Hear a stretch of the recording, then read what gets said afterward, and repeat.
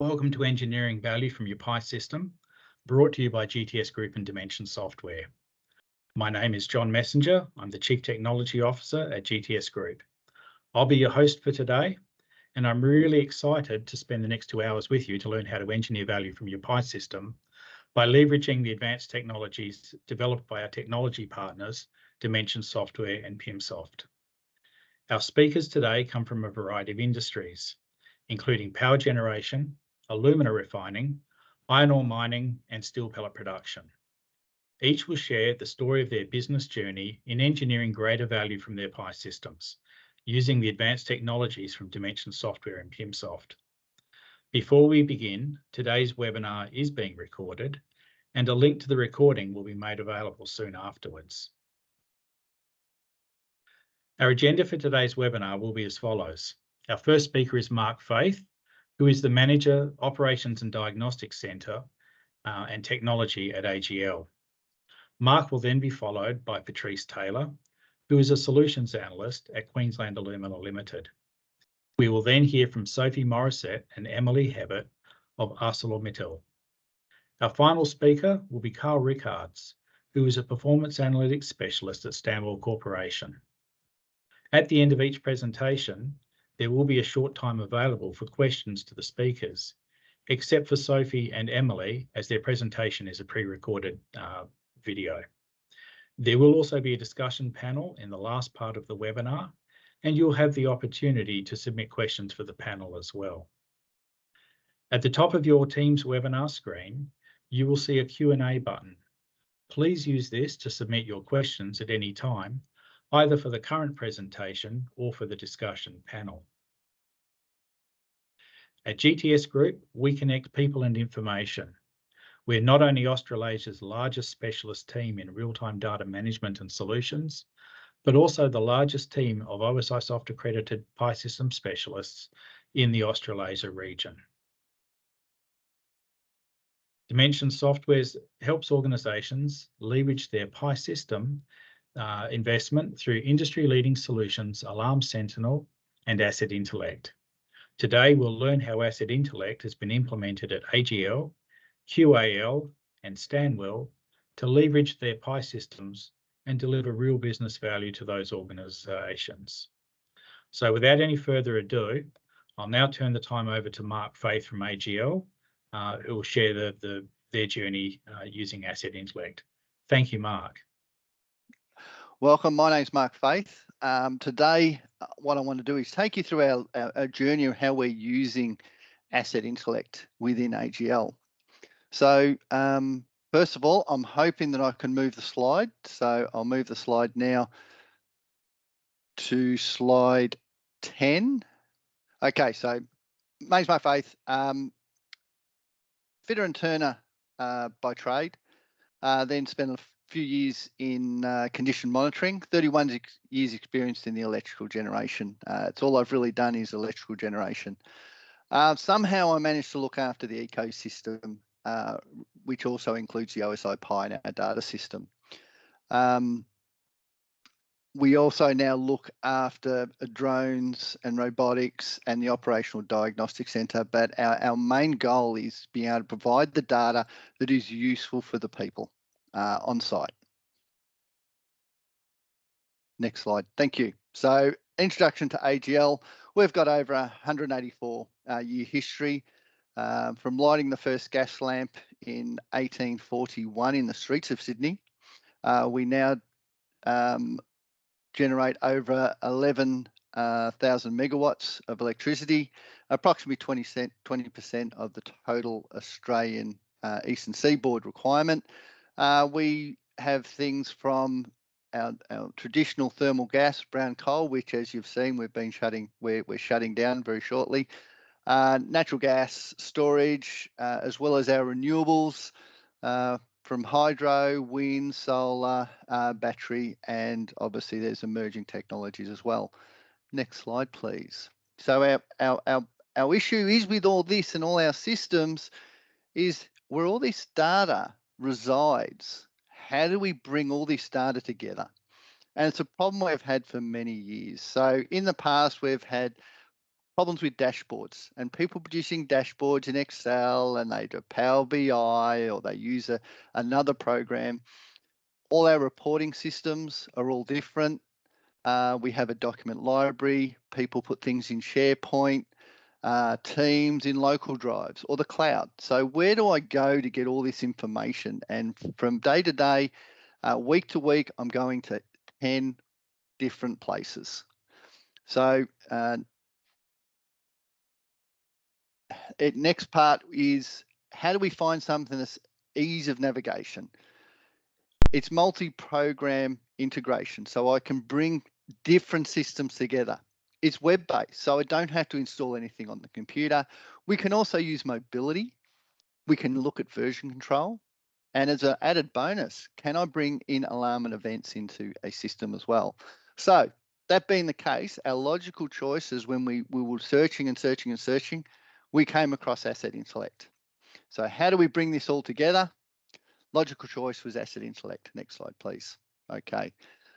The one thing we really sold us with Asset Intellect to start with was the hierarchy down the left-hand side. Yeah, some people say, oh, it's old school, it's not web, but hey, it works and it's very easy to navigate compared to your SharePoints and Teams. Try to find something in Teams, good luck. One of my pet hates.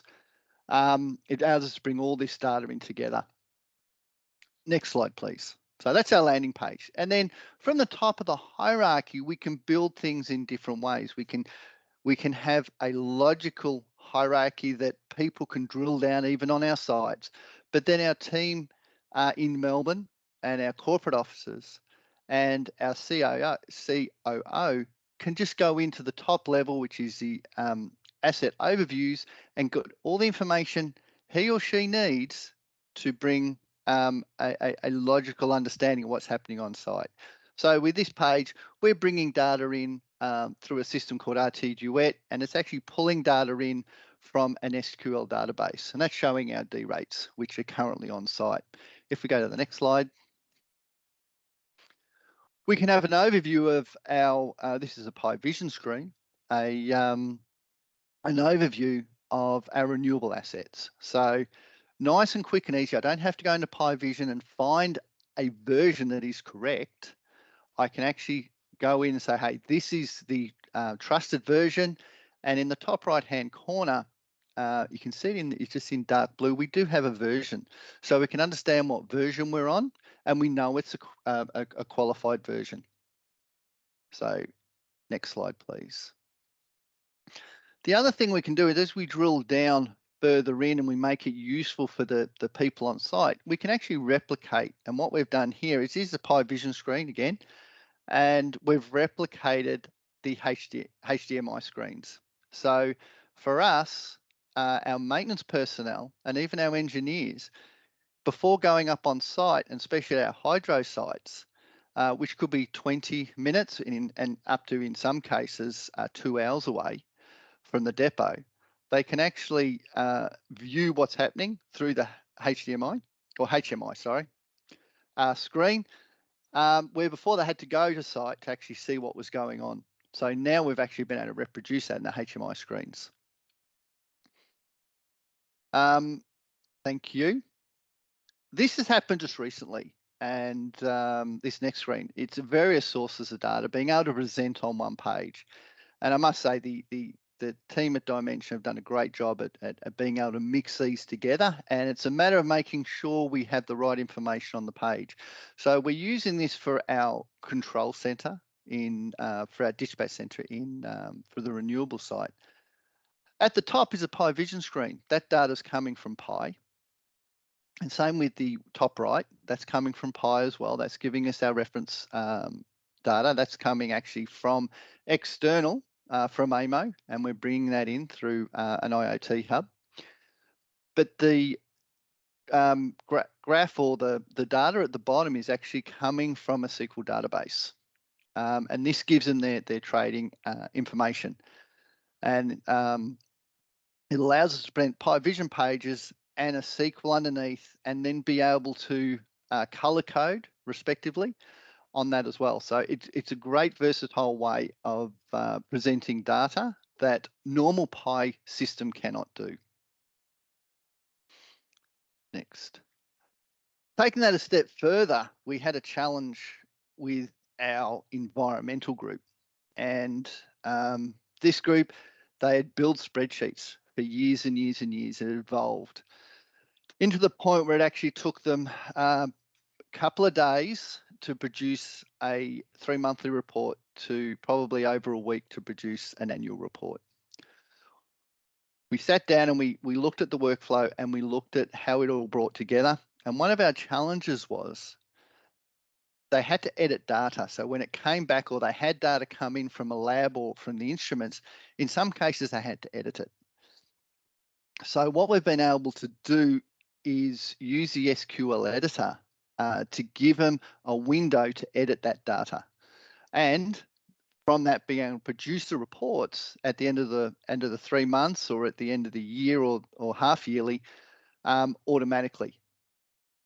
So with that, in the top left-hand corner, the team can do it themselves. We've given them access. They can select the period, they can select the monitoring point, then they select the analyte, which in this case is volume, and then they can go through and they can delete or they can edit and this data, which is then written back into Pi or the SQL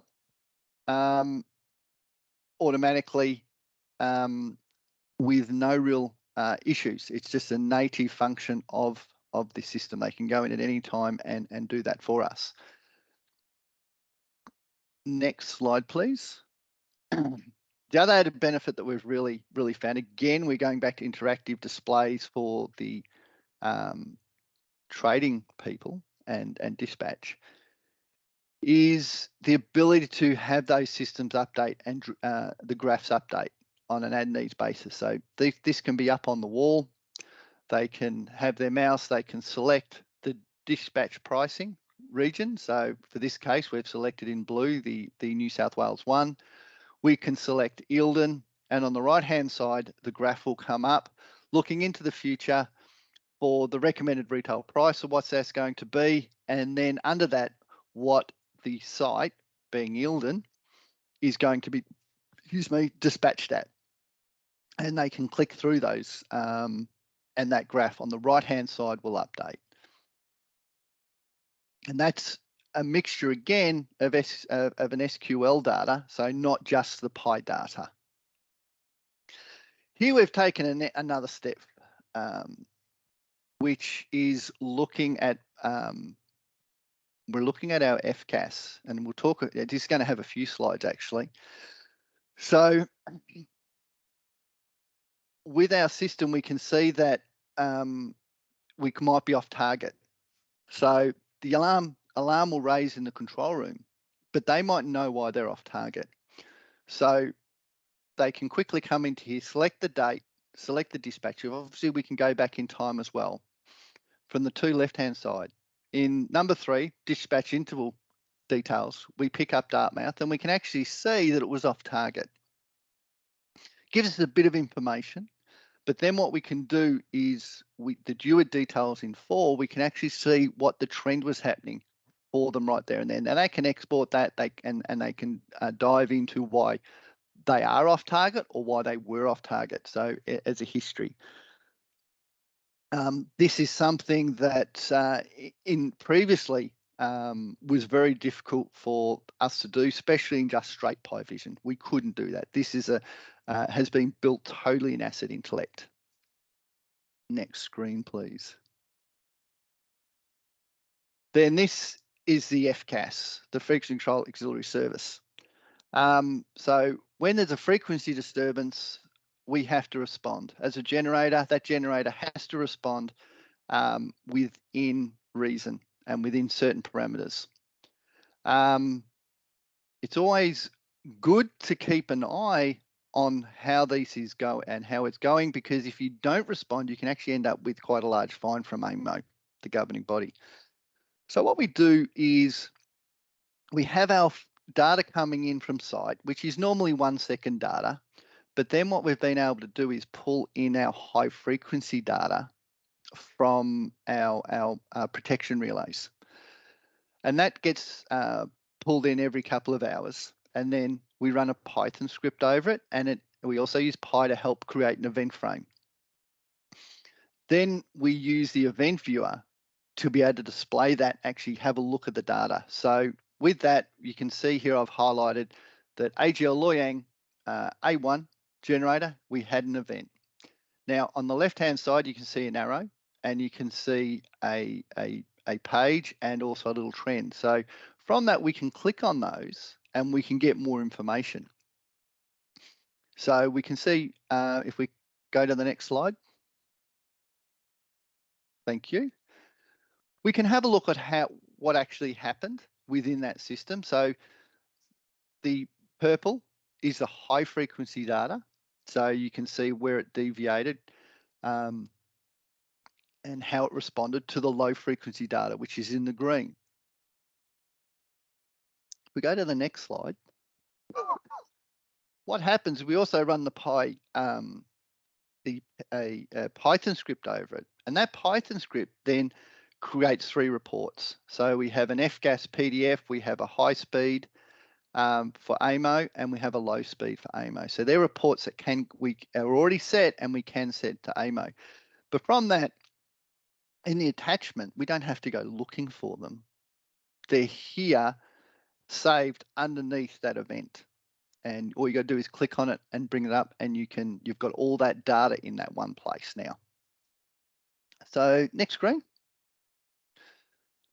What we've also done is able to edit that event. So if someone's reviewed it, and they can put their name as a reviewer, and they can edit the details within the event.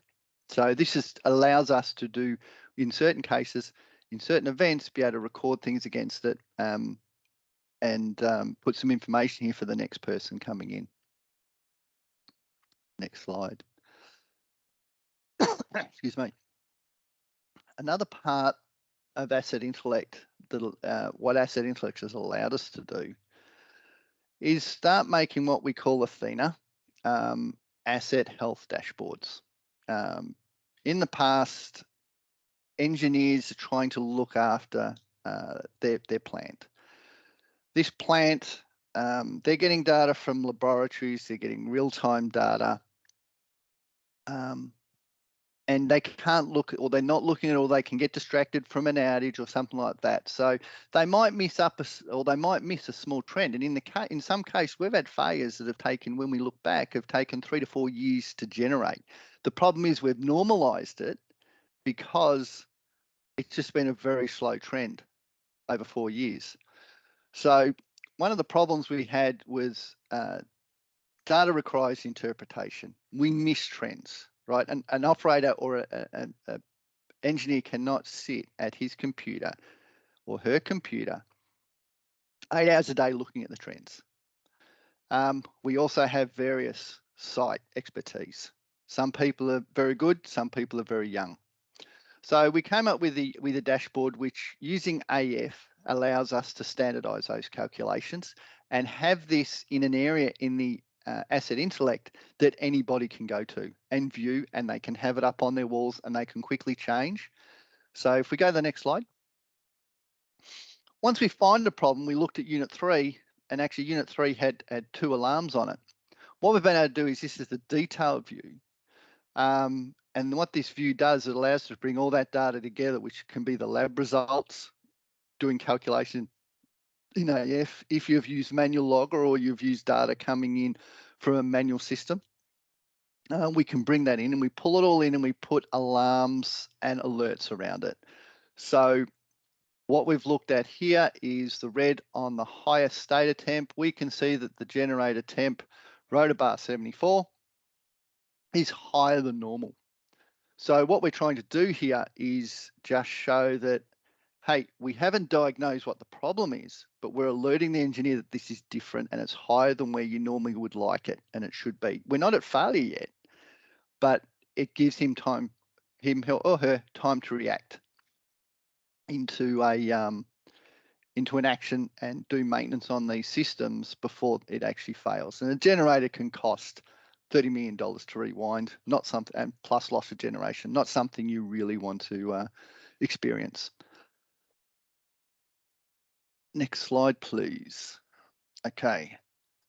One of our big bugbears was reporting. And where do I go to get a report? It's in SharePoint or it's in Teams. Which team is it? And if anyone's like me, they've got a list as long as your arm in Teams, and it takes ages to find anything. So what we did is we set up an area in our Asset Intellect. You can see here it's business reporting. We have availability, capital projects, compliance, health and safety. And here we are in performance. So we produce a performance report every month. This is a platform where people know they can just go to get the relevant reports. Within that, the reports are PDF'd. So this will go all the way, in some cases, to the board. And they have access to Asset Intellect. They've asked us for access, which everyone has got. We've opened it up to everybody. And they can go back in time and have a look at those reports. They can download them, but they know where to get them from. So making sure that data is available when they need it. Next slide, please. The other part of that is once you've read the report, within that area, we've also hosted the Power BI report so that you can click on any of those sites, which could be Loy Yang A, and then drill down through the Power BI reports to actually go further down in the data. So we have both sets of information side by side. So if we go one more, we're now using Power BI within Asset Intellect. We haven't had to go think about, hey, where is Power BI? Where's that report? We just have to know we have to go here. We can find the PDF, and the next tab across on the right will be the further data. Also, in this case, we're producing reports using a Python script again on PyData, and we're producing heat maps. Very difficult to do in our regular PyVision or things like this. We just produce them in PDF, but we find that this is where people are asking for these type of things to go so they can find them. Next one, this is our journey, alarm and events. One of our problems is in the past, is there something's been wrong on site, we've had to ring site and ask them, hey, can you download the alarm and events from the control system? Using the alarm and events integrator, we've been able to pull this data into OSI Pi. Then with the help of Dimension software, we've pulled that string apart and got our alarm and events into the system. That means even sitting here at home today, I can use Asset Intellect using Alarm Sentinel and pull in those alarms.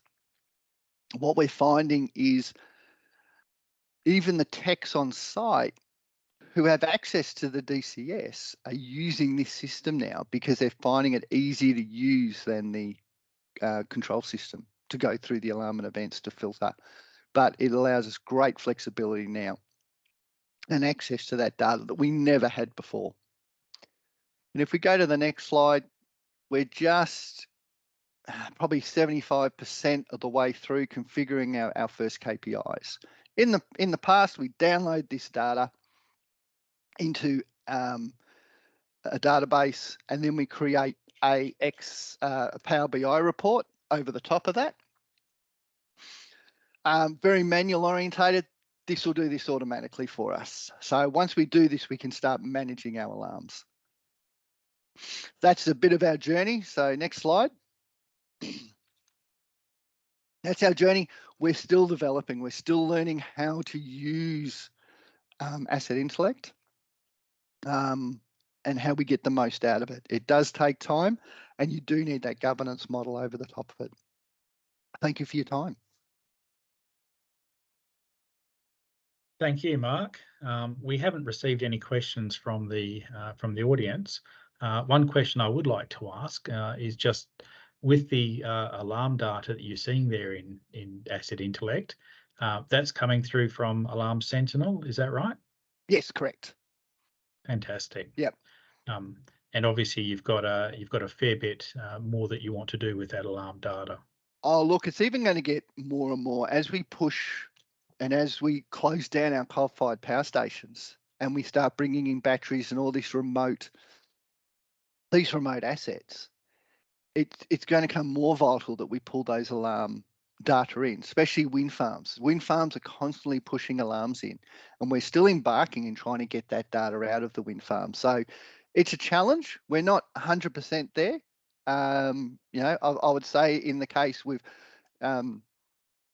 our data, we're probably 60 to 70% of the data we want in the system that we can use for alarm and events. But we'll keep chipping away. Okay, thank you. We have received one question from one of our audience. How do you connect the HMI into Asset Intellect? So it's not actually, well, it's a funny one. All I did, it's not actually connected. What we did is I went around and took a picture of all the HMI screens. And then we actually replicated. So we actually sit down with the DCS engineer, and we first of all, we drew them, and then we made sure all the points were the same. So it's not actually connected. We're just bringing the data in, but we make it look the same. That's the beauty of it. The operator on site is used to that grey screen. So he or she, it's no different for them. There's nothing worse when you're getting it different to what's on site. So we just exactly copied what we had. In some cases, you can copy the graphics. In some cases, you can't. Excellent. And those mimics that you've created were all done in PyVision. Is that correct? That's correct. Yes. Yeah. We still have some legacy of process books, but most of the stuff we do now is in PyVision, and that is a PyVision screen. Yes. Fantastic. Thank you very much, Mark. Appreciate your sharing that journey with us. Easy done. Thank you. Well, thank you. We'll now be pleased to hear from Patrice Taylor at QAL, and we'll have the opportunity to speak to her afterwards. Good morning. My name's Patrice Taylor and I work at Queensland Alumina Limited. I've been employed at Queensland Alumina Limited since 2000, where I started as a database developer and consultant. In 2006, I moved across to the dark side of process information as a PyAce developer, and I've basically been there ever since. I'm currently have the title of Solutions Analyst, and since 2006, I've worked mainly on OSI Pi products, and I continue to work with those to current times. Queensland Alumina was developed and commenced production in March 1967. We produce some 3.8 million tonnes of the world's best smelter grade alumina per year. It's used locally and shipped all around the globe. We're located in Gladstone, which is the centre of Queensland on the coast, and we make use of our deep water port and our rail links to the mines. We produce alumina on behalf of two companies, Rio Tinto and Rusal, and the software Pi software we use on site includes the Archive, PyAF, PyVision, PyOPC, PyDataLink, and PyAce. Process Book and ACE were reaching end of life, and so we had to look around for something that was going to replace these products. We had invested a lot of development time in both of these products since Process Book in particular since the late 80s. And we needed to find a system that would present the information at all levels of the organisation in a simple and timely manner. We'd already begun work on AF and Vision, but we're looking for a way to present the information to users in a logical manner. Over the past year, we've continued to develop our site hierarchy using PyVision displays, Power BI reports, attribute editors, and event frames. As users became aware of the capabilities of Asset Intellect, more requests for enhancements were being received all the time. We've now migrated over 6,700 process book displays for presentation in the hierarchy, although not all of them are currently included. We've also developed a shift reporting system using event frames. which enables users to enter data about what's happened during their shift for different events, and they have the ability then to go back and search for a particular thing.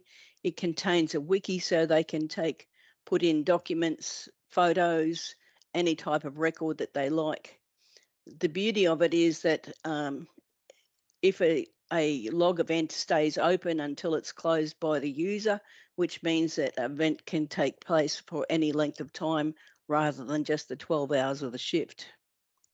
We've also developed a road closure system on site, which graphically portrays any road closures so that anyone moving around the plant can easily determine which is the best route for them to take. And this is particularly useful for people driving cranes, emergency vehicles, that sort of thing. We've contracted Dimension Software to create a condition monitoring system for site. This is now nearing completion. It was developed using their SQL editor and provides technicians an interface for all monitored equipment and reports their results using both dashboards and ad hoc reports. We've migrated all the historical data across for the monitored equipment, so the data is fully historical as well. We're now embarking on a project to gather and report equipment being monitored by our non-destructive team. This is using the SQL editor again and will allow us to future-proof data gathering over the years of operation of the existing system. We are also progressing our downtime monitoring in our raw materials area in particular. This will allow the controllers of the systems to enter and view data on the current unload or load events happening during these operations from the same screen. Selecting a historical event will also display all the downtime events for that load or unload event. We can also classify and report on all downtime events using BI, Power BI. Using the SQL editor, we've also been able to provide read-only access to users for systems such as the electrical and instrumentation and asbestos registers. We're looking to present a range of current SQL databases using this method.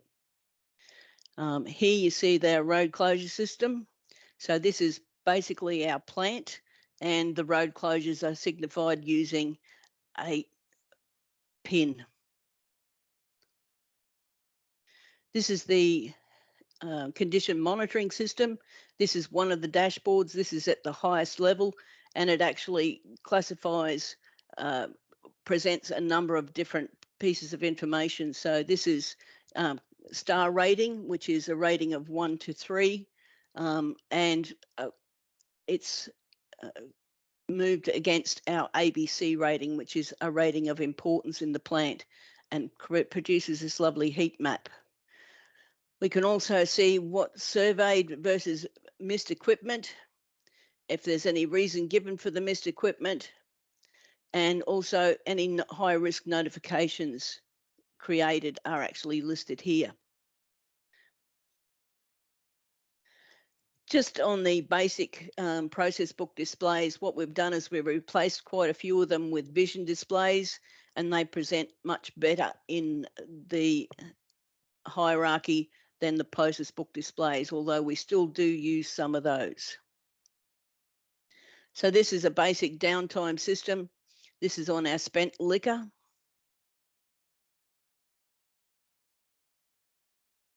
We've found a way to list all vision tools that we used, quite a few Excel spreadsheets, etc. So we now have a listing of those. That's by using an attribute editor. So the challenges that we faced included a radical departure from the process book technology, and people in the plant were very happy, very comfortable with that. So in order to get them on board, we needed to do some presentations. We ran training courses from everyone from management down to overcome this. And now the users are all very happy with the system. They see that it adds a lot of benefits for them. They can do things like ad hoc trending, which is something that they'd never been able to do before in process book. In some cases, it's been required to change the thinking or processes to gain the best advantage of the new technology. Benefits include that we could keep a very valuable asset, our historical and current data, alive and improve our ability to maintain the systems and data. So because we're presenting it all in one system, maintenance is at a minimum. Because their systems are designed to enhance the OSI products, we've been able to see that a seamless transition from Process Book and ACE is both possible and presents the ability to add further enhancements in how we present this information to users. So looking ahead, we have future projects, including further development in the downtime system across the plant, further reporting systems such as site tagging systems. We're also looking in the future to integrate SAP information directly into the plant hierarchy that will allow us to report on any work orders for that particular piece of equipment. With the introduction of the SQL editor, we've identified a number of systems that currently presented as standalone database systems into the process information portal system. We intend to further incorporate Power BI reporting, and we see that there's quite a few years of work ahead of us to improve and present this information. We've had overwhelming support from management, and they really appreciate the work that we've done. Thank you. Thank you, Patrice. We have a couple of questions that have come in, and so we'll start with the first one from John. He asks, are you bringing in manual collected data from the field from mobile devices or from other data sources like spreadsheets? If so, what system are you using to capture that data? Yes, we are bringing in manual data, and we use a number of different methodologies. We use OSI's universal file loader to bring in spreadsheet type information from things like environmental monitoring stations and loggers. We actually employ ACE to interpret the files and place the data into Pi. We have manual data entry systems as well. So yeah, we have a lot of different methodologies of getting information in. Thank you, Patrice. I have another question from Daniel. He asks, what's the mechanism behind downtime? Are you using event frames in the asset framework? Yes, we are using event frames. What we found is we have two ways that we can actually cause an event frame or generate an event frame. In the case of our ship loading and train unloading, that sort of thing, it's generally a manual process from the control room, but we also have automatically generated event frames on monitored equipment in the plant. Wonderful. Thank you, Patrice. Appreciate that presentation. We'll now watch the presentation from Sophie Morissette and Emily Herbert from about ArcelorMittal's digital transformation using PimSoft's SigmaFine. Our presentation is digital transformation of Excel spreadsheet to the #1 KPI on our pellet plant using SigmaFine. I will present with Emily on ArcelorMittal. Agenda. Oh, our agenda, we will talk first about us, ArcelorMittal Mining Canada, our data infrastructure. After that, we will talk about our initial situation before this project, the mandate and the objective.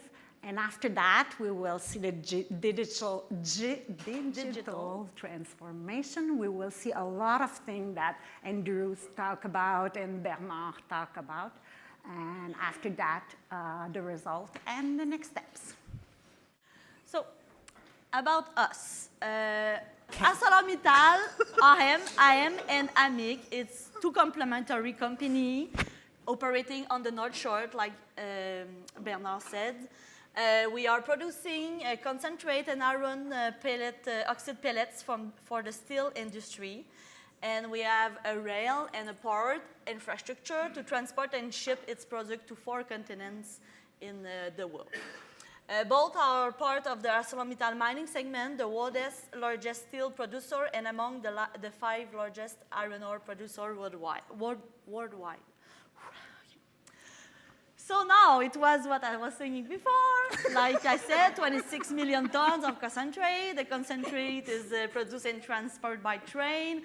270 miles to Port-Cartier, where part of the production is transformed at IM pellet plants.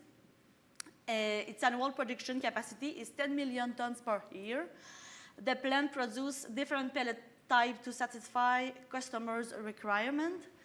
And we ship those pellets around the world. And we have stockpile and we have stockpile. Now our chain value, so this is the whole process.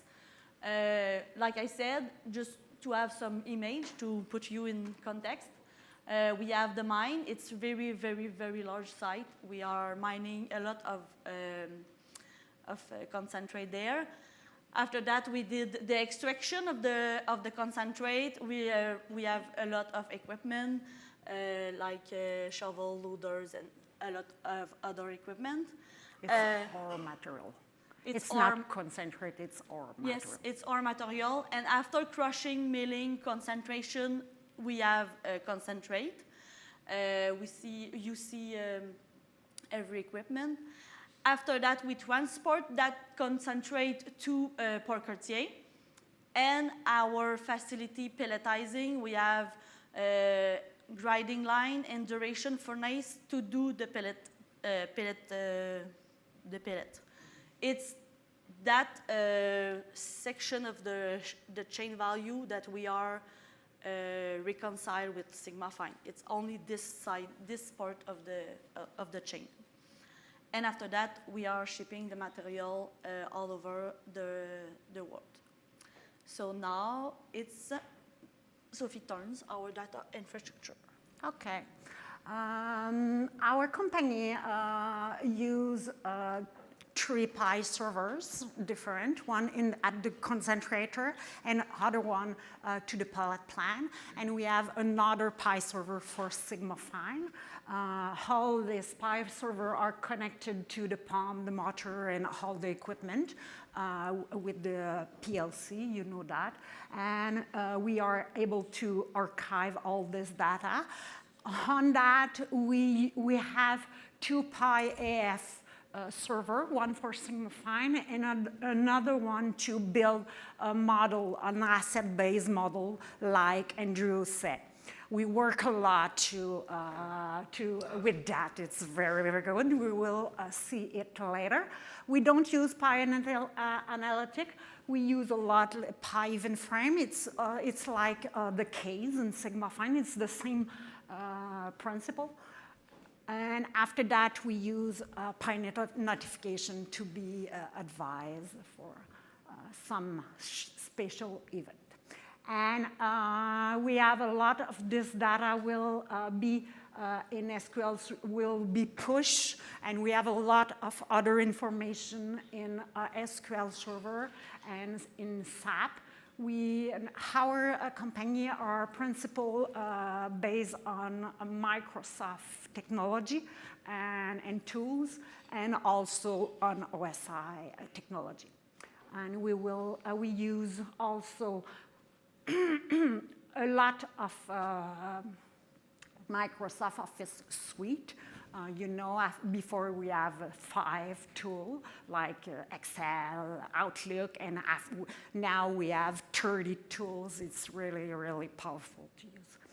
And we also use a lot of the OSI tools like PiVision.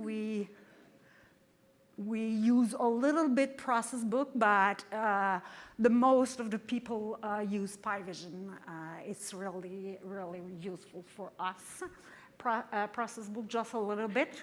We really encourage everybody to use PiVision instead of process book, and PiLink is really used also. I will talk about the initial situation. So just to put you in context, The report production was calculated by Excel files since 1999, so it's been a while. It was so much technical problem with Excel macros. Just to put you in context, it was like 12 or 13 or maybe more, 15 spreadsheet in Excel, all related with macros. Everything was really not working well. And we had many adjustment factors in the calculation spreadsheet that the first person put it in the files. And when you are new and you begin to start working with those files, you don't know why this adjustment are there. So it was really not useful. In addition of that, reconciled data was available only once a week. So during all the week, we didn't know how much we product pellet, and nobody was informed of the situation. So it was not really a good situation for the enterprise. Just to put you in context, those are the different steps. In fact, I was in that position. I was doing all that painful things. So we were detecting errors in input data, collecting the data just for one day, build a daily report, after that aggregate data in a weekly report, and after that build a monthly report like with, I said, 15 files were not working really well, sorry. So to fix the situation, we had a project mandate. Like I said, it was really complex to load the Excel file, so after staff losses and turnover, only one resource was qualified to calculate it. It was me. So, which put us at risk. So the latest internal audit raised this risk. So to correct the situation, we wanted to calculate it with a support commercial platform, SigmaFine. And the mass balance was modeled on SigmaFine. In order to achieve the required level of accuracy, we wanted to add the laboratory result of our pellet. So we had to do something about that to regularize the situation quickly. So the challenge, just to explain a bit why it's so complex for us to reconcile all the data, it's we just know how much concentrate is going in our process. We don't have a balance at the end. So, and the material, it's like you see there. I'm sorry for here. It's like stockpile. So it's really huge material. So we can count it, and we have only 2 surveys by year. So we don't know exactly how much we produce the pellet. So that digital transformation, our data engineer will present that part. We will see the solution overview. You will see it's really the digital transformation we talk all the day. We will take from our data source. We have SQL Server, PyData Archive, and this case, in our case, lab result is really important and is in an SQL server. And we will take this data, we will model it with PyAF and with SigmaFine. And after that, we will be able to reconcile, file the imbalance, and find the minimal adjustment to resolve that. And after that, we will visualize the model and the result. We will see, we have used Power BI and PyVision to visualize it. On the road to the success, we start in 2006 in a user conference of OSI. We discover SigmaFine. At this point, SigmaFine is belongs OSI Soft. We did a benchmark to choose the reconciliation tool in collaboration with Morite, the concentrator. And Sigma Fine is recommended for the pellet plant. We buy a server and we have a training with Laurent Garrigue, who knows it from OSI. And we work on PyAF1 at this date. In 2012, another group works with Sigma Fine, and we have another formation with Ernie. Thanks to Ernie, if you know it, from PIMSOF. He came in Canada to train 12 people. After that, we upgrade our server to PyAF2 with the help of PIMSOF also. And we increase to increase the result. And the last part, we make another team. The team is really, really important if you want to make reconciliation. In this team, we have IT analyst, statistic analyst, metallurgical engineer or process engineer. It's really, really important in your team if you want to understand how the process works. And in this time, we take an application management service contract with PIMSOF to help us to configure the component balance with the help of Carlos. It's really important also because we have a lot of HR turnover, and if we lose one of the member of the team, PIMSOF is there to help us to continue and be able to run or to modify the model. It's really, really a good solution.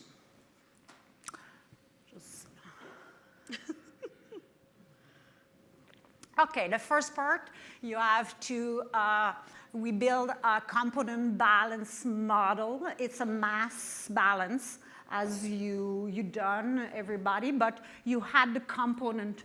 We see it, it's the same thing there. You have a part of MgO, CaO, and we have to balance not just in mass, but we have to balance on all this component. And some component give us the measurement because we don't have always a weight scales for all the material input the pellet plant.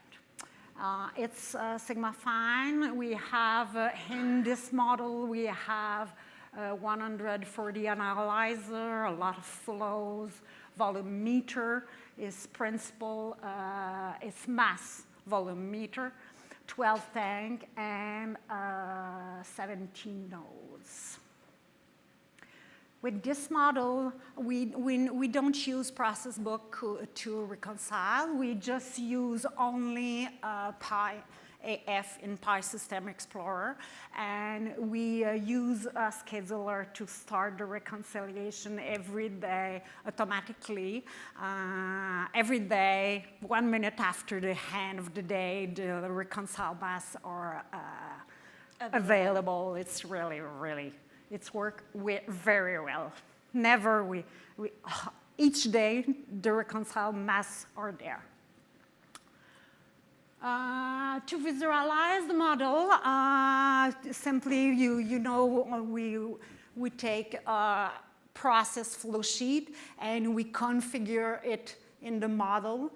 In PySystem Explorer, you're able to visualize the model, but it's only for a single node and the input and the output. We take PyVision to make a visualization better.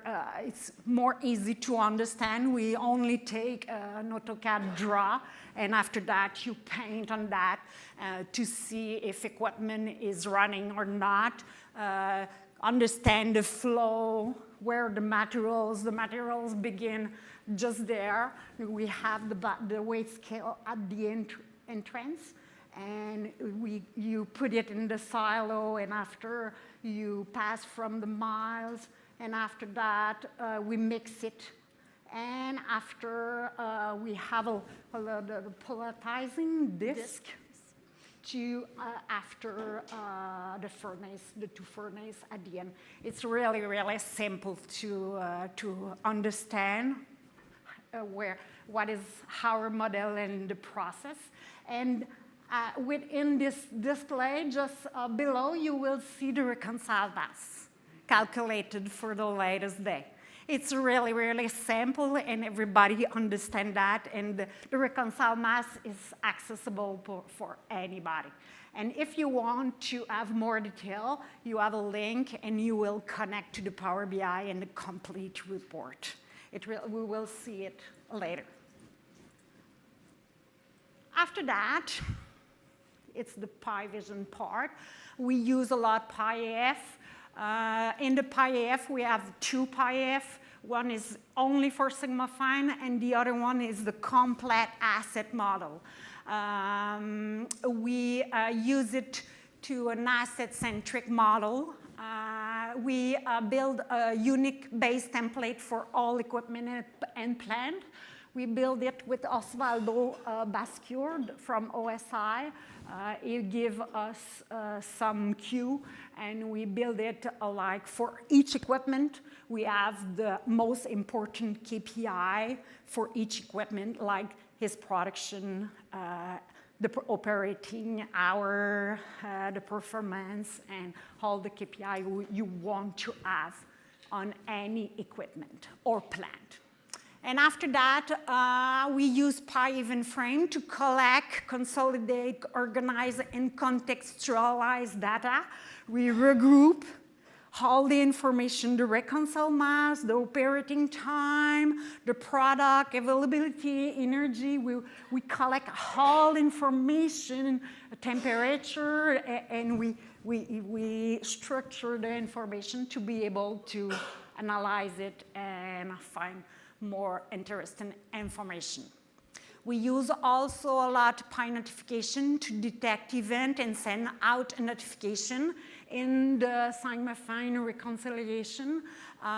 If we are able with the PyNotification to control the limit for input lab result. If the humidity is too high, we notify the right person. Directly the right person when the lab result is available. If it's too high or too low, we notify them directly. And we also react rapidly if imbalance or correction is high in the reconciliation.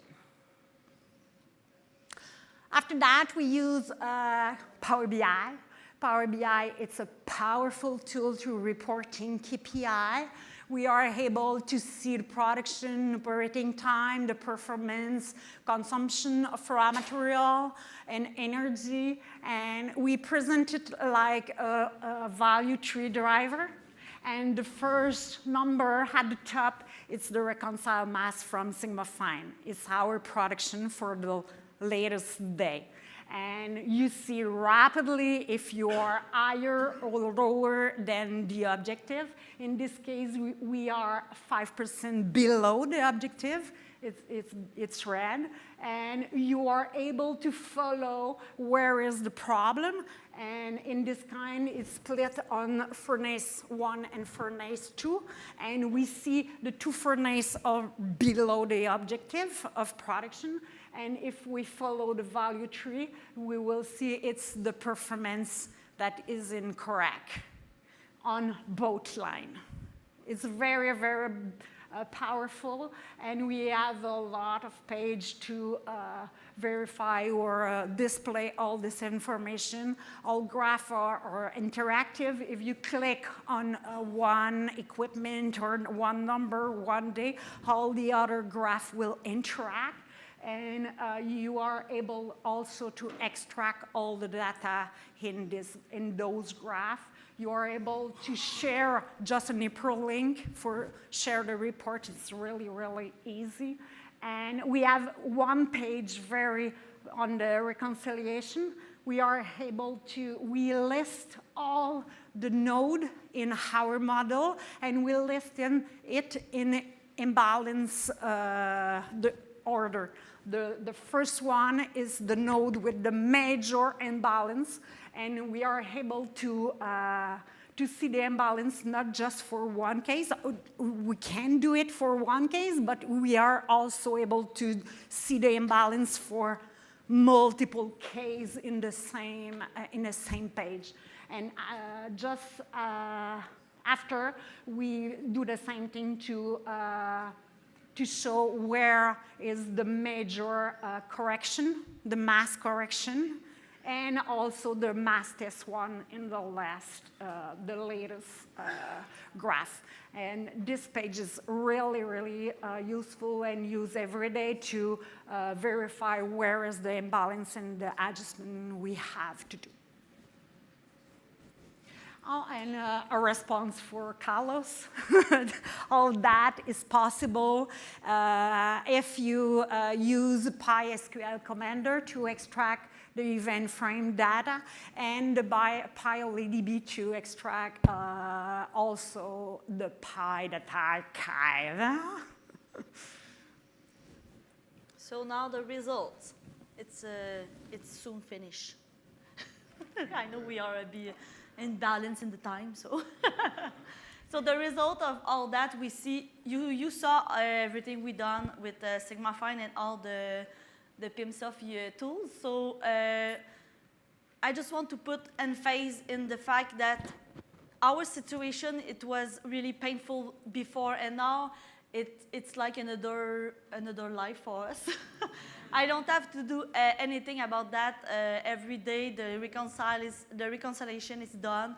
I just have to make some verification, but it's really easier for us. And now we are a team, so everybody is able to do the work. It's not all on my shoulders, so it's really less risky for the company also.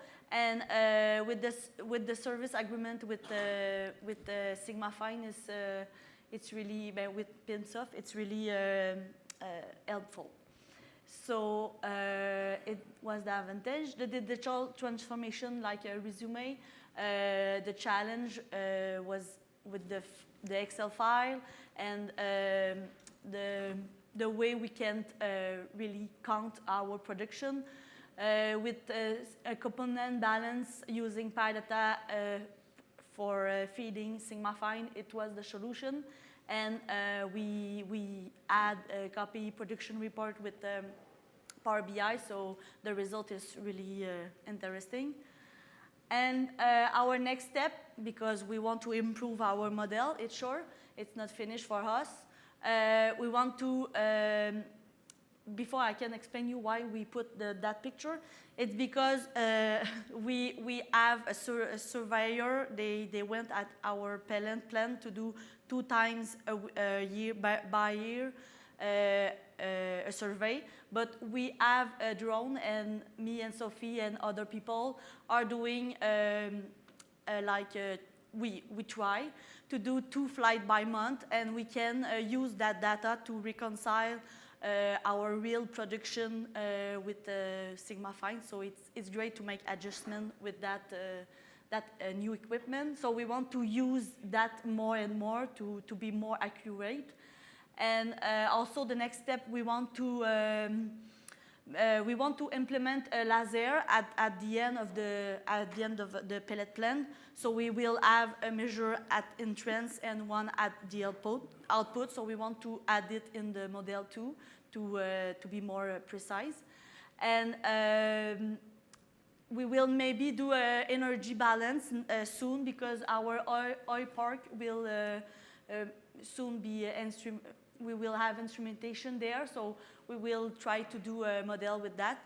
and now we will understand everything you said today about oil and gas. And our reconciliation raw material, it's not always on the target, so we want to improve that with more measurement in the pellet plant, and it's that. Thank you, everybody. Thank you. We have no questions with regards to that presentation. We can talk a little bit more about Signifying if needed in the questions and answer panel at the end of the seminar. We'll now be pleased to hear from our final speaker, Carl Rickards, performance analyst at Stanwell, who will share with us their journey. Thank you, Carl. Thanks very much, John. Pleasure to be here. So, yeah, today I'll be sharing about our journey with Dimension Software's Asset Intellect. So just quickly, who is Stanwell? So Stanwell Corporation, so we're a major provider of electricity and energy solutions to Queensland, the national electricity market and large energy users throughout Australia.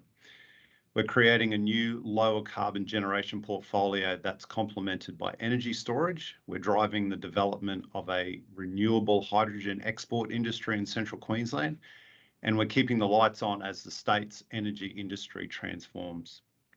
As this energy transition takes place, we are ensuring our current generating assets remain safe, reliable, flexible, and as efficient as possible. Our continual search for and adoption of value-adding technologies is recognised as a supporting enabler for our values, which is we care, we adapt, and we deliver. So real-time data, as we're talking a lot about here, it's a key enabler for safe, efficient, and reliable operation.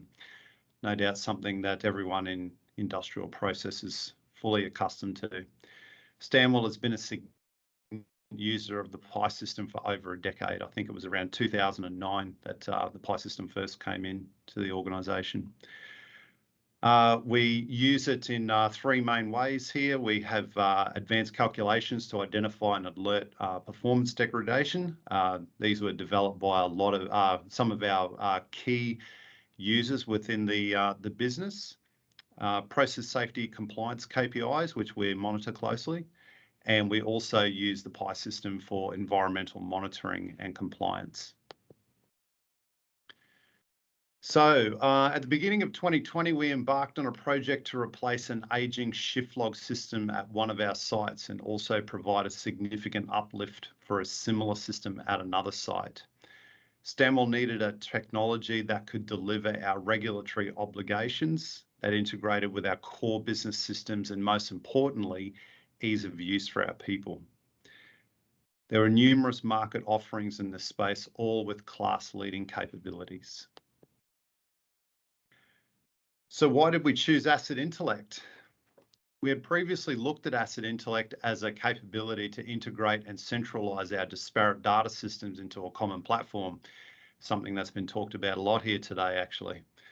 Upon reviewing offerings for our new digital shift log, this was advertised as a capability of Asset Intellect, something that I wasn't aware of in the past.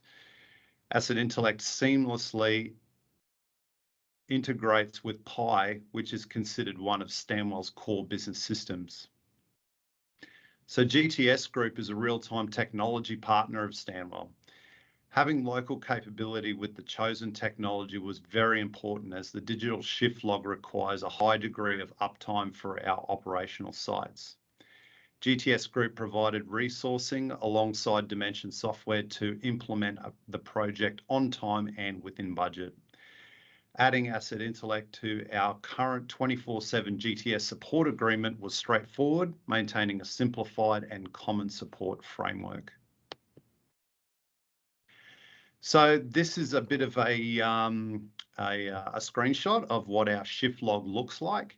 So for those of you who are users of common shift logs such as J5, you'll notice probably some similarities there. We can see things, a typical grid view where we have columns that are split out by units and systems and categories and messages and statuses of the logs, and most importantly, who'd put in these various entries. One of the things I'd like to point your attention to is on the left-hand column of the shift log there, you can see some icons there. They're actually like little settings or gear icons. They are actually automatic log entries that are generated by Pi event frames. So everything is configured within Pi System Explorer, and then once deployed, they are just monitored as the data changes. These are then implemented and can be edited by the person on shift. We also have a routine checklist. So as part of the shift log, we any panel operator or process technicians, as they're referred to within Stanwell, one of the first things that they do after the shift is handed over, they are required to look through all of the HMI screens to make sure that the unit that they're responsible for is set up in such a way that it is deployed safely and that it is operating to ideal conditions. As you can see here, we have a whole heap of sections where the operator reviews these settings within the HMI, and then they are recorded. So the intention here is to drive a behavior so that the person can have a look through the screens and make sure that everything is set correctly. Yes, all of these settings could be brought forward automatically from Pi, but it defeats the purpose of giving some operational awareness to the person on the other end of the automation. All of these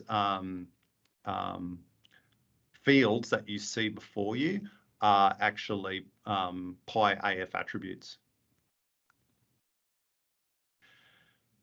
With any digital shift log, you need to make sure that there's a summary that's produced at the end of the shift. So when it's handed over to the oncoming shift, that you have an accurate record of what took place during the shift, and also a state of the plant when it's handed over.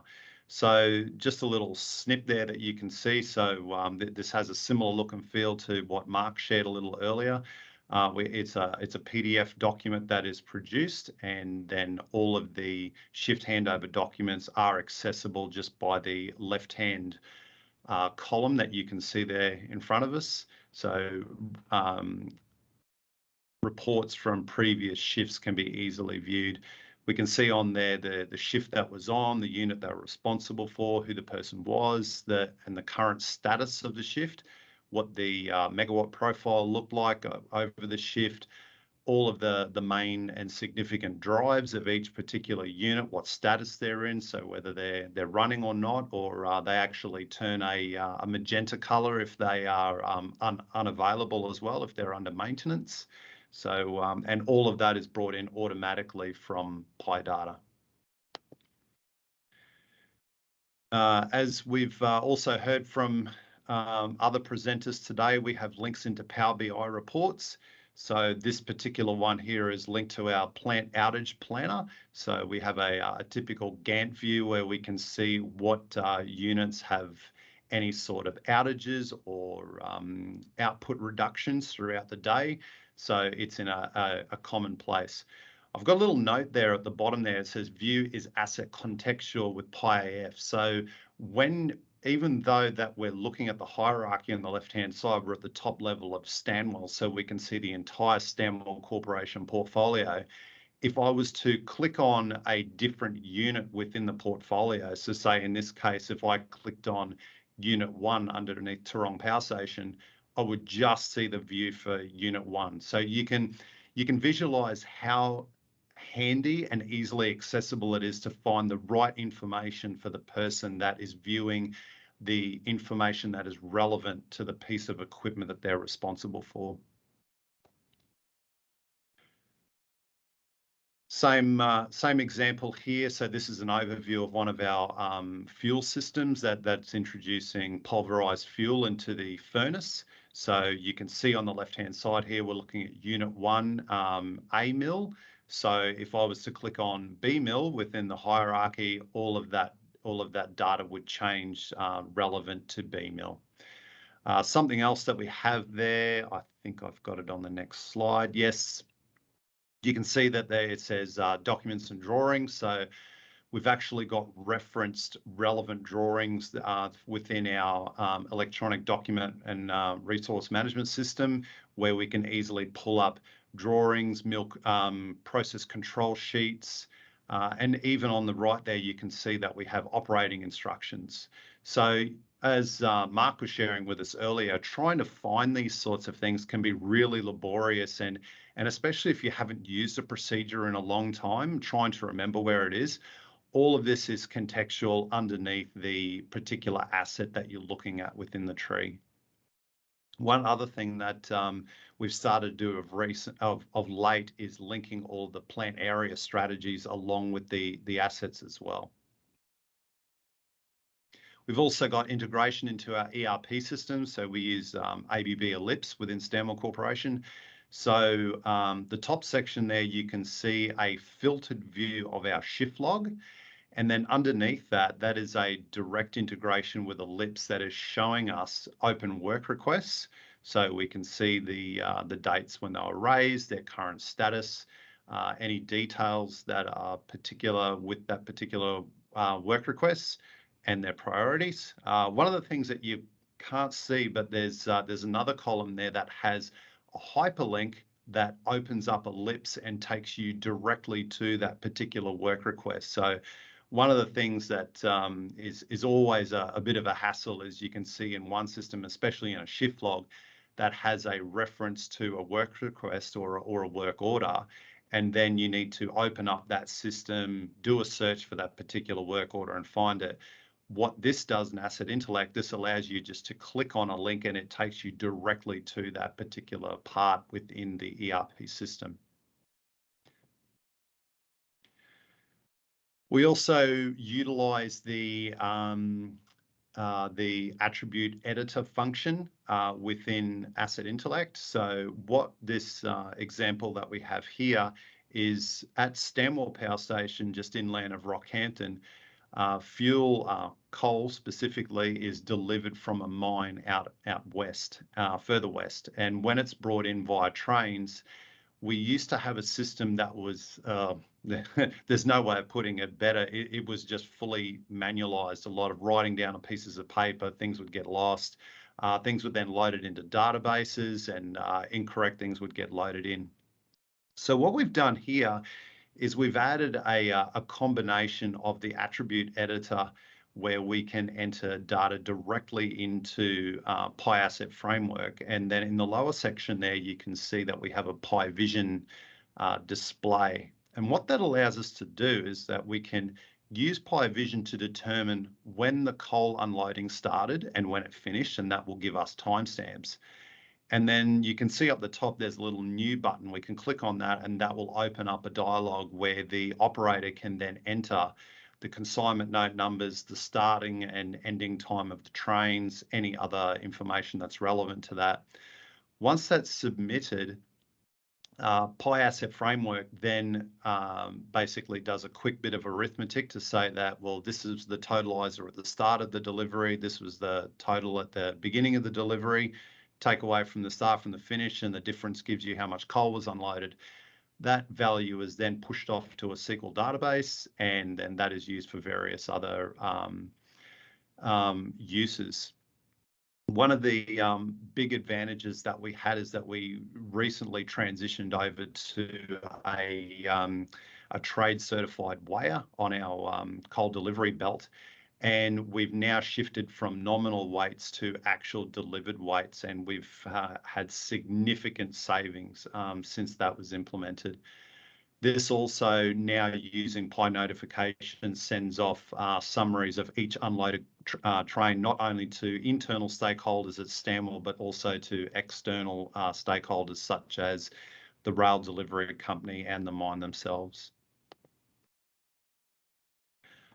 So in summary, in addition to a fully featured digital shift log and handover system, Asset Intellect has addressed the paradigm of where is my data that has challenged industrial operations for years. Not only has it been a breath of fresh air, but more encouraging is our users are coming up with ideas on how it can be utilized in other parts of the business we didn't initially think of.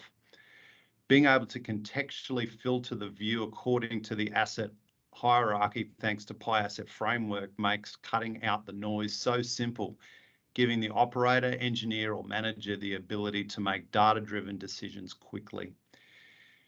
We have more projects in the pipeline for Asset Intellect in 2023. We hope to share at a later date. We've been working quite closely with Dimension Software and GTS Group to make those become a reality a lot sooner than we could ever have hoped to do that internally.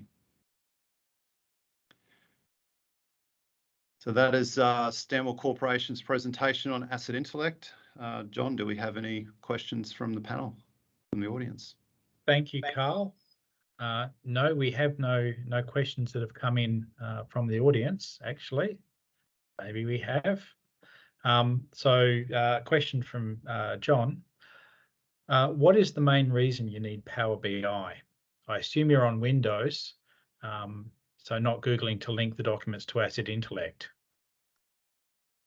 So we're using Power BI as was probably indicated with the other presenters. It's the presentation layer of Power BI is quite powerful. So we can pull data in from all sorts of places. We push a lot of Pi data out to a SQL database, which Power BI then uses to consume and produce all sorts of visualizations and dissecting of the data to produce it in such a way that is quite helpful.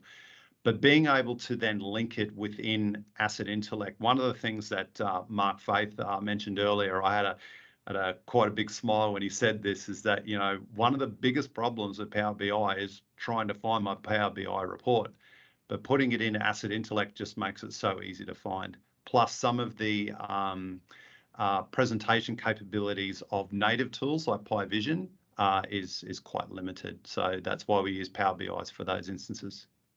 Excellent, thank you. And there is a second question from John. How hard was the Ellipse integration? Quite simple, actually, because Ellipse is primarily an Oracle database. Any DBA who has some pretty good query building skills is just basically using that, and Asset Intellect allows you to parse those queries quite straightforward in a general editor. Excellent, thank you. Question from Ben.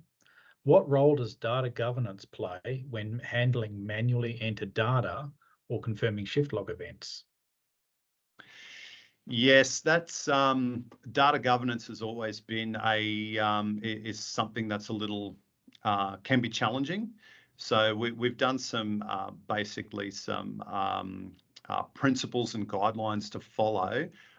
Shift logging events, yes, that has always been something that's been quite challenging to handle. But one of the things that we've done is, because we're able to put in basically to denote systems and areas of plant, this has made things a lot easier to find. Yes, there is always the times where people will just sort of like choose the most the highest level, like common or miscellaneous or something like that. Fortunately, that doesn't happen very much at all. I suppose it's an education piece that needs to happen over time and maturity, and probably more the case is basically encouragement from peers to get these things reported on a more consistent basis, because it does affect everybody at the end of the day. Of course. Excellent. Thank you, Carl. Really appreciate those insights. We'll now take the opportunity to hear from our panel. So our panel will consist of our existing speakers, Mark, Patrice, and Carl, as well as David Barker from Dimension Software and myself. We do have a couple of questions that we will answer here. A couple of that have just come in that we'll put to the panel. So a question from Nora. The linking to your EDMS, is that adding the drawings manually, or are you using templates? So perhaps perhaps that one that, given that both Mark and Carl have mentioned documents, is there any insights you'd like to share with us on that one? I suppose how I could add to that, well, not add to that, but basically respond to that is, yes, look, it is a manual process, but using the templates within AF, at least that then allows any sort of common equipment for that to be available at all areas of the hierarchy. But one of the things that have been able to do is some of our subject matter experts and people who are on shift, they provide all of those relevant links and they provide instructions where they would like it. It's a fairly painless step to put them in. We actually even give them access to our test system of PyAsset framework, and they will create the attributes and put them in themselves. Excellent. Shares the love around. Yeah. Indeed. For us, we have it's sad to say, we have a very immature document management system. And with that, I don't call SharePoint a document management system. So therefore, what we've had to do is we've had to circumnavigate it a little bit. So we've had to create our own area document management system where we save all our documents to. And if need be, we can link to them. And Asset, as you said, Carl, Asset Intellect makes it easy to do that, to get from different sources. We're hoping to fix our document management system in the future, and then it'll make it easier for us. Yeah, Excellent. I can expand on that as well. Just Asset Intellect now supports API calls, so we can, for example, do an API call into the document management system and pass in a like a functional location or a equipment ID and get the document links back. Excellent. Thank you, David. Thank you, Mark and Carl. So another question that's come in is Asset Intellect compatible with any tool for visualization? So instead of using Power BI, can you use any other reporting tools? I can have a go at that one as well. So it depends if it's web-based, so Tableau or SSRS, something like that would definitely work. Others would be, if it's web-based, it might be iframes or R, something like that. So yeah, a lot of different capabilities as long as it's generally web-based or API-based. Okay, thank you. So a question that's been directed to Mark with regards to merging data from different databases, with SQL Server being one of those. Can you connect to any type of database, or is it restricted only to relational databases? And perhaps maybe that's also a question for David from Dimension to chime in on as well. So I guess the question is, the database integration, is it restricted to relational databases? Could you use maybe databases? I'm assuming maybe something like NoSQL or those types of databases. I'll go first. At the moment, my team hasn't found anything that we haven't been able to connect to.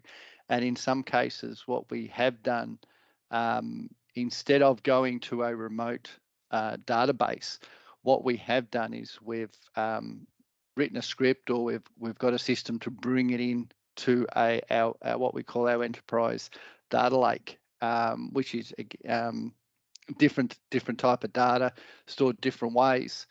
At the moment, we haven't come across a problem at the moment. Dave, I'll hand over to you because you'll be able to answer that better than me. Cheers, Mark. Yeah, so there's various ODBC drivers out there. So we've had projects where we've connected to SharePoint to get data from a SharePoint list into Asset Intellect. Yeah, so there's lots of drivers, whether it be ODBC or an API call or a straight out SQL OLADB. Okay, so I guess to sum that, so long as there's a technology available, ODBC, OLADB, API calls, we can talk to it in Asset Intellect. Yep, definitely. Fantastic, thank you. Another question from John. We're on Google platform with regards to unstructured data from documents and spreadsheets. Is this a challenge with regards to document integration and data management? maybe one for you there, please, David. Sorry, can you just repeat that again, John? I was just reading the others. That's okay. So we're on a Google platform with Right. regards to unstructured data from documents and spreadsheets, which I'm going to take as probably things like, you know, the Google Documents, those online Google Office applications. Yep. Is this a challenge with regards to document integration and the data management in Asset Intellect? So I guess the question is, can the way that we've seen the integration with other EDMS, can we do the same with something like Google. the Google Suite? Yeah, yeah, we've done some POCs with that as well. So we definitely can bring in a Google Doc. Yeah, we've done a Lucid chart as well in the past. So yeah, have to do a little bit more investigation, a bit more trial, but definitely, I'm sure we better do it. Okay, thank you. Another question that's coming from Christopher, and I'll invite our speakers to maybe answer to this one. If you had to repeat your respective projects, what would you do differently, if anything? Perhaps maybe Patrice, is there anything that you would do differently if you had to repeat your projects? Possibly start earlier. Yeah, I'm really pleased that we chose this system because of its the fact that it's such an agnostic system, and we continue to find more value in the system. And I think we really appreciate the fact that we're getting there. But yeah, it's a time poor thing. Certainly, it's a common challenge, I think. Yeah, I think that is correct. Had we have done it as part of the training when we first rolled out training for Pi, it would have been fantastic. You know, we put in Pi years ago, and then we did have this issue, and with data being all over the place and one-stop shop. Had we put it in at that stage, it would have been a lot easier to get people still making dashboards coming in. But what I would say is, I use this term quite a bit, it's not a revolution. People don't start going, hey, can I put my dashboard in? Can I put my dashboard in? Over time, it starts to become a bit of a pull relationship. So we're seeing that now where people are making dashboards on site or reports and saying, can I get this into Asset Intellect? One thing I must say is that we did get a new Chief Operating Officer. We showed him Asset Intellect. If Asset Intellect isn't working for 5 minutes, we know about it because he will ring us, right? And what he is now doing, which is fantastic, is a part of their stand-up meeting I think they have every day with his leadership team. Asset Intellect's up. So it's becoming a day-to-day tool that these teams are using. And if something's not right, yes, it is now, we know about it. So I would have liked to have started very much earlier on. Would I do anything different? It's really a matter of sitting down right at the start and working out what your structure in the hierarchy is going to be.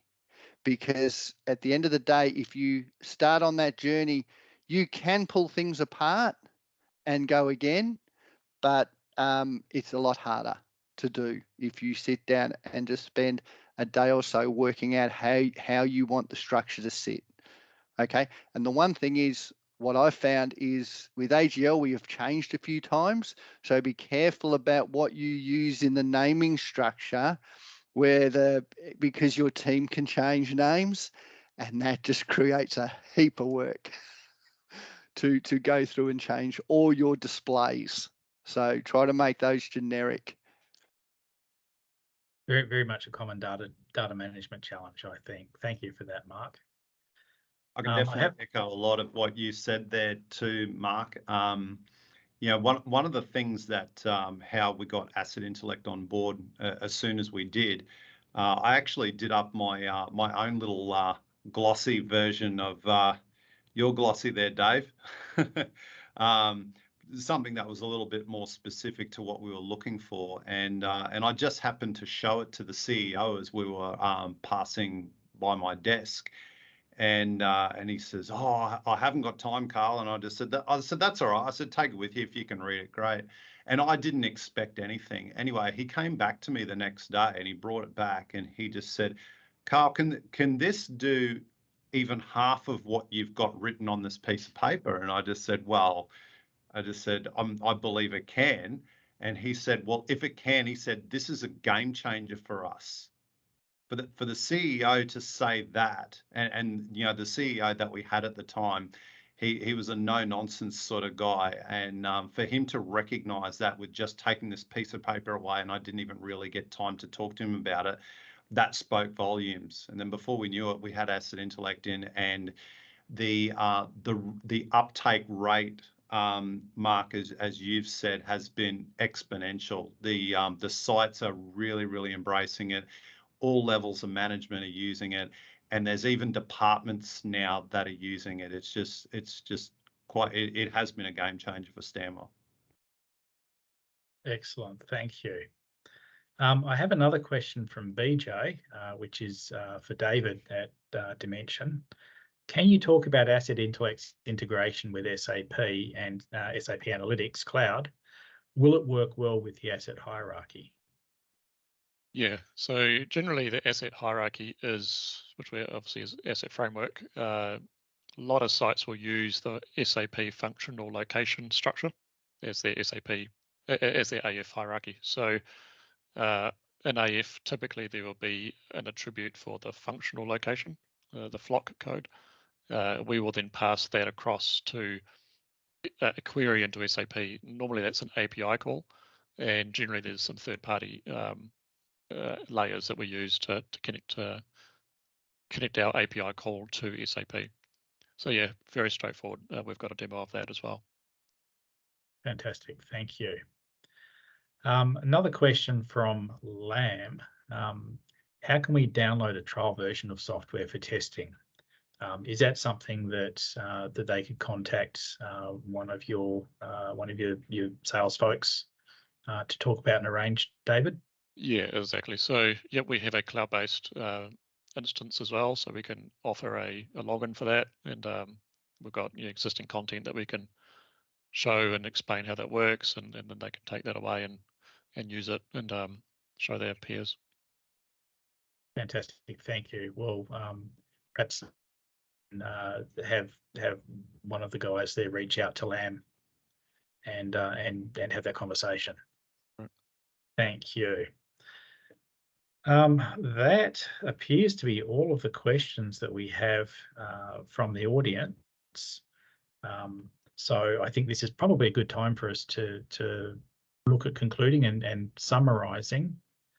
I guess I'd like to wrap up myself by saying that what we've seen from various customers that we as GTS have interacted with is that the ability to bring disparate information, whether it's pie-based, whether it's related to assets such as your work procedures, the work order information out of an enterprise asset management system, we really have seen coming to a reality, this concept of having a single pane of glass to be able to see all of this related information, reports related to assets or process areas, process data, downtime, material sheets, process and procedural documentation. It really is bringing all of that information from many systems into a single view. And for everybody that we've talked to, this has really been a game changer. I would certainly echo the words of the Stanwell CEO. It is a game changer for those that go down this path. And we're excited to be able to be working with Dimension Software and many of our customers in going down this particular journey. At GTS Group, we are very much into the PI system, and seeing tools like Asset Intellect, Alarm Sentinel, and Sigmafine being able to really enhance and extend the capability of the PI system technology. At the end of the day, it's the customers, those who are using these tools and technologies, that are the big winners, because it's just making that information so much more available. Thank you, everybody, for joining us today. We hope that you've benefited from listening to our speakers. We hope that you've been able to get a bit of a better understanding and a feel for what's available as you go down your own digital transformation journeys. We will be holding another one of these webinars in the second half of the year. We will be looking at other speakers, other industries, other use cases for these technologies. So we invite you to stay tuned, and we will be making information about that available as the time draws closer. As mentioned earlier, this webinar has been recorded, and the recording will be available soon on both the GTS Group and Dimension Software websites. For those of you that are here and have registered, you should receive an email within the next few days with the links to the webinar recording.